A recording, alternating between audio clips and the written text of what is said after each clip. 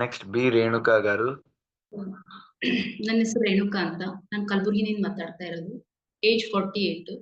Actually ನಾನು ಅಂದ್ರೆ ಒಂದ್ ಇದಕ್ಕೆ ಜಾಯಿನ್ ಆಗ್ಬೇಕಾದ್ರೆ ನಾನು ಹೆಲ್ತ್ ಇಶ್ಯೂಲಿಂದೇ ಜಾಯಿನ್ ಆಗಿದ್ದು. ಬಹಳಷ್ಟು ಹೆಲ್ತ್ ಇಶ್ಯೂ ಇತ್ತು ನನಗೆ.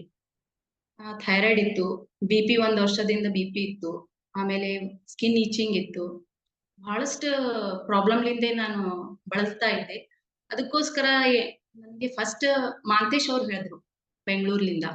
ಆ ನಂತರ ಅಶ್ವಿನಿ ಅವರು ಫಾಲೋ ಮಾಡಿದ್ರು ನನಗೆ, ಜಾಯಿನ್ ಆಗಿ ಚೆನ್ನಾಗಾಗುತ್ತೆ ಅಂತ ಹೇಳಿ. ಆಮೇಲೆ ನಾನು ಜಾಯಿನ್ ಆದೆ.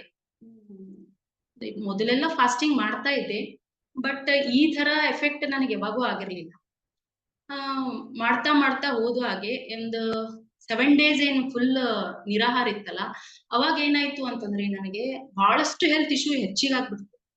ಅಂದ್ರೆ ಮಾಡ್ಲಿಕ್ಕ ಆಗಂಗಿಲ್ಲೇನೋ ಅನ್ನುವಂತ ಒಂದು ಸ್ಥಿತಿಯಲ್ಲಿ ನಾನಿದ್ದೆ. ಬಹಳ ಈಚಿಂಗ್ ಹೆಚ್ಚಾಗ್ಬಿಡ್ತು.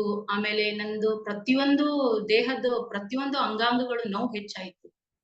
ನನಗನಿಸ್ತು ಇದು ಮಾಡೋದ್ರಿಂದ ಹೆಚ್ಚಾಗ್ತಾ ಇದೆ, ಬಿಟ್ಬಿಡೋಣೇನೋ ಅಂತ ಅನಿಸ್ತು. ಆಮೇಲೆ ನಾನು ಸರಿ ಕಾಲ್ ಮಾಡಿದೆ. ಕಾಲ್ ಮಾಡಿದ ನಂತರ ಇಲ್ಲ ಕಂಟಿನ್ಯೂ ಮಾಡಿ ಅಂತ ಹೇಳಿದ್ರು. ಆಮೇಲೆ ಅಶ್ವಿನಿ ಮೇಡಮ್ ಅವರು ನನಗೆ ಸಪೋರ್ಟ್ ಬಹಳ ಮಾಡಿದ್ರು.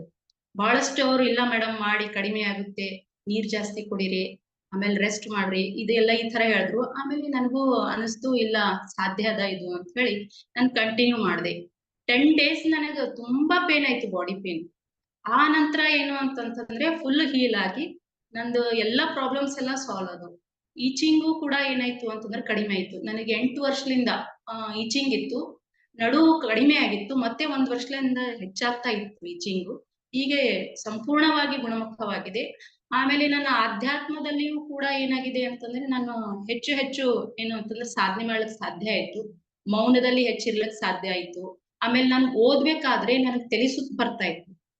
ರೀಡಿಂಗ್ ನಲ್ಲಿ ತುಂಬಾನೇ ತಲೆ ಸುತ್ತಾಗ್ತಾ ಇತ್ತು. ಅದು ಕೂಡ ಈಗ 4-5 ತಾಸು ಕೂತು ನಾನು ಬುಕ್ ಹಿಡ್ಕೊಂಡು ಕೂತ್ರು ಕೂಡ ನನಗೆ ಏನೂ ಆಗ್ತಾ ಇಲ್ಲ.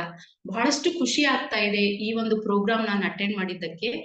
ಆಮೇಲೆ ಹೇಳ್ಬೇಕು ಅಂತಂದ್ರೆ ಎಷ್ಟು ನಾವು ಆಳಕ್ಕ ಇಳಿತಾ ಇದೀವಿ ಅಂತಂದ್ರೆ ಕಣ್ಣು ಮುಚ್ಚಿದಗಳಿಗೆ ಏನು ಅಂತಂದ್ರೆ ಸಂಪೂರ್ಣವಾಗಿ ಏನು ಅಂತ ಡೀಪ್ ಮೆಡಿಟೇಷನ್ ಆಗ್ತಾ ಇದೆ ಈಗ ನನಗ. ಅದು ಏನು ಅಂತಂದ್ರೆ ನನ್ನ ಪ್ಲಸ್ ಪಾಯಿಂಟ್ ಆಗಿದೆ. ಬಾಡಿ ತುಂಬಾನೇ ಅಂದ್ರೆ ವೇಟ್ ಲಾಸ್ ಆಗಿದೆ ಬಿಡಿ. 5 kg ವೇಟ್ ಲಾಸ್ ಆಗಿದೆ. ಆಮೇಲೆ ಲೈಟ್ ಫೀಲ್ ಆಗ್ತಾ ಇದೆ ಬಾಡಿ. ಏನು ಹಾರಾಡ್ತಾ ಇದ್ದೀನೇನೋ ಹಕ್ಕಿ ಹಾಗೆ ಅನಿಸ್ತಾ ಇದೆ. ಆಮೇಲೆ ಸ್ಕಿನ್ ಅಲ್ಲೂ ಕೂಡ ಚೇಂಜಸ್ ಆಗಿದೆ. ಬಹಳಷ್ಟು ಇದರಿಂದ ಬೆನಿಫಿಟ್ ಇದೆ. ನಾನು ಎಲ್ಲರಲ್ಲಿ ಒಂದ್ ಕೇಳ್ಕೋದು ಅಂತಂದ್ರೆ ಹೆಚ್ಚು ಹೆಚ್ಚು ಇದರಲ್ಲಿ ಎಲ್ಲರೂ ಪಾಲ್ಗೊಂಡು ಎಲ್ಲರೂ ಆರೋಗ್ಯವಂತರಾಗ್ಲಿ ಅನ್ನೋದೇ ನನ್ನ ಏನು ಅಂತಂದ್ರ ಆಸೆ. ನಾನು ಕೂಡ ಏನ್ ಮಾಡ್ತೀನಿ ಅಂತಂದ್ರ ಹೆಚ್ಚು ಜನಕ್ಕೆ ಏನು ಅಂತಂದ್ರ ಹಾಕ್ತೀನಿ. ಆದ್ರೆ ಎಲ್ಲರೂ ಇದರ ಬೆನಿಫಿಟ್ ತಗೋಬೇಕು, ಎಲ್ಲರೂ ಆರೋಗ್ಯವಂತರಾಗ್ಬೇಕು, ಎಲ್ಲರೂ ಗುಣ ಹೊಂದ್ಬೇಕು, ಎಲ್ಲರೂ ಏನು ಅಂತಂದ್ರೆ ಮನಸ್ಥಿತಿ ಬದಲಾಯಿಸ್ಬೇಕು. ಹೆಲ್ತ್ ಅಂದ್ರೆ ಊಟದಿಂದನೇ ಏನು ಅಂತಂದ್ರೆ ಸಂಪೂರ್ಣವಾಗಿ ನಾವೆಲ್ಲವನ್ನೂ ಗುಣಮುಖ ಮಾಡ್ಕೋಬಹುದು ಅಂತ ಸರ್ ಅವ್ರ ಗುರುಗಳು ಇಲ್ಲಿ ನಮ್ಗೆ ಏನ್ ಮಾಡಿದ್ರು ಅಂತಂದ್ರೆ ಹೇಳ್ಕೊಟ್ರು. ಅಂದ್ರ ಜೈಸಾ ಅನ್ ವೈಸಾ ಮನ್ ಅಂತ ಹೇಳ್ತಾರ. ಅದಕ್ಕೋಸ್ಕರ ಏನು ಅಂತಂದ್ರ ನಾವು ತಗೊಳ್ಳುವಂತ ಆಹಾರದಿಂದ ಮನಸ್ಸು ಬದಲಾವಣೆ ಆಯ್ತು, ನಮ್ದು ಬುದ್ಧಿ ಬದಲಾವಣೆ ಆಯ್ತು. ಆಮೇಲೆ ಸಂಪೂರ್ಣವಾಗಿ ದೇಹದಲ್ಲಿ ಉಲ್ಲಾಸ ಹೆಚ್ಚಾಯ್ತು ನಮ್ಗೆ. ಸಂಪೂರ್ಣ ಏನು ಅಂತಂದ್ರೆ ಇಷ್ಟು ಎನರ್ಜಿ ಆಗಿದೆ ಬಾಡಿ ಅಂತಂದ್ರೆ ಏನ್ ಮಾಡ್ಲಿಕ್ಕೂ ಏನು ಅಂತಂದ್ರೆ ನಮ್ ಕಡೆ ಸಾಧ್ಯ ಅನಿಸ್ತಾ ಇದೆ. ಮುಂಚೆ ನನಗ್ ಹಂಗ ಅನಿಸ್ತಾ ಇರ್ಲಿಲ್ಲ. ಎಷ್ಟೇ ಧ್ಯಾನ ಮಾಡಿದ್ರು ಏನೇ ಮಾಡಿದ್ರು ಆಲಸ್ಯತನ ಅನಿಸ್ತಾ ಇತ್ತು. ಬಟ್ ಈಗ ಹಾಗಿಲ್ಲ. ತುಂಬಾನೇ ಏನಾಗಿದೆ, ಖುಷಿ ಆಗಿದೆ. ತುಂಬಾ ಏನು ಅಂತಂದ್ರೆ ಎನರ್ಜಿ ನನ್ನ ಹತ್ರ ಬಂದಿದೆ ಅನಿಸ್ತಾ ಇದೆ. ಅದಕ್ಕೋಸ್ಕರ ಗುರುಗಳಿಗೆ ಮತ್ತೊಮ್ಮೆ ಧನ್ಯವಾದ ಹೇಳ್ತಾ ನನ್ನ 2 ಮಾತು ಮುಗಿಸ್ತಾ ಇದ್ದೀನಿ. ನಮಸ್ತೆ ಗುರುಜಿ. Thank you.